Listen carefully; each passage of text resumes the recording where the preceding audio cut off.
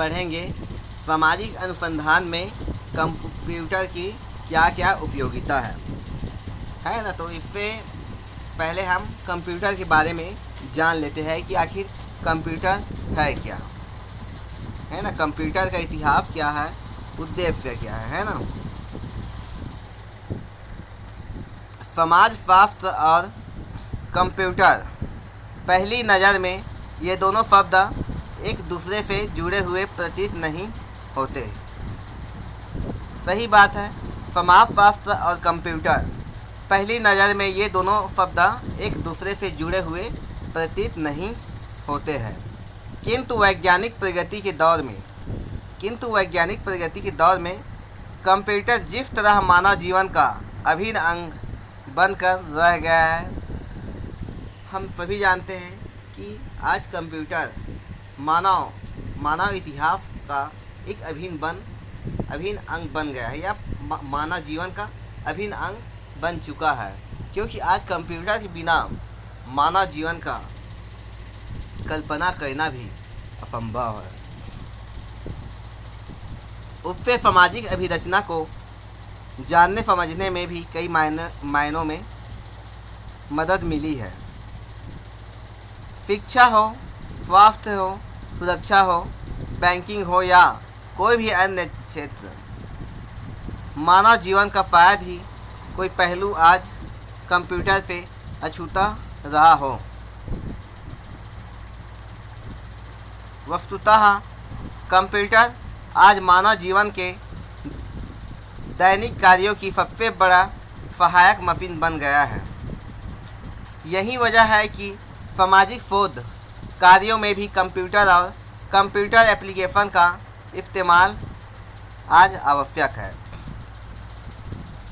हम सभी जानते हैं कि कंप्यूटर आज हर जगह मानव जीवन में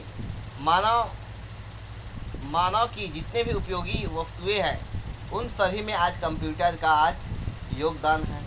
सभी जगह कंप्यूटर का अनुप्रयोग या प्रयोग किए जा रहे या फिर हो रहे हैं ना। तो हम देखते हैं कंप्यूटर का इतिहास। कंप्यूटर का इतिहास क्या कहता है। विकास के लंबे अनुक्रम में मनुष्य ने जीवन के नए पहलुओं की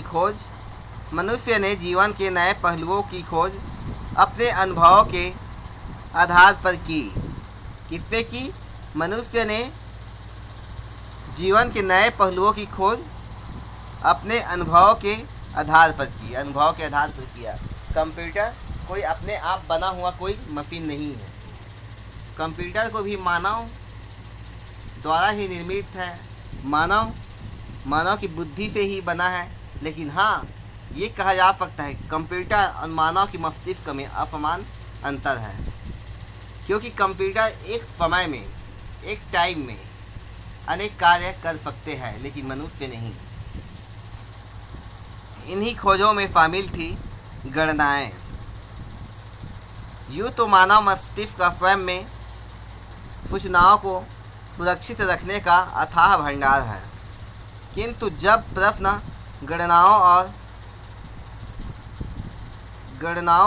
गणनाओं में भी त्वरित गणनाओं का आता है, सूक्ष्म गणनाओं का आता है, तो मस्तिष्क का कुछ पीछे रह जाता है। हम अभी ही देखते हैं कि मान लें हमें जोड़ घटाव गुणा भाग अगर करना है, तो अगर हम अपने मस्तिष्क के बल पर करेंगे तो कुछ टाइम लगेगा। लेकिन वहीं पर अगर मान लें आपके पास कैलकुलेटर है, कंप्यूटर है ना, तो वहाँ पर तुरंत आप सर्च कर लेंगे कि इतना का भाग करोगे तो कितना आएगा। तो ये बहुत ही फास्ट करने वाला ये मशीन है कंप्यूटर। शायद यही वह कारण रहा होगा जिसने प्राचीन काल से ही मनुष्य को ऐसे तरीके इजाद करने के लिए प्रेरित किया हो जो गणनाओं को चुटकियों में हल कर सके, क्या कर सके, चुटकियों में हल कर सके। मानव की जितने भी यानी है ना गणना है, प्राचीन गणना पद्धतियों अबेकस से लेकर कैलकुलेटर और फिर कंप्यूटर तक की यात्रा भी इसी प्रेरणा का परिणाम है। आगे हम पढ़ेंगे फिर कंप्यूटर का, कंप्यूटर क्या है या इसका क्या मीनिंग है,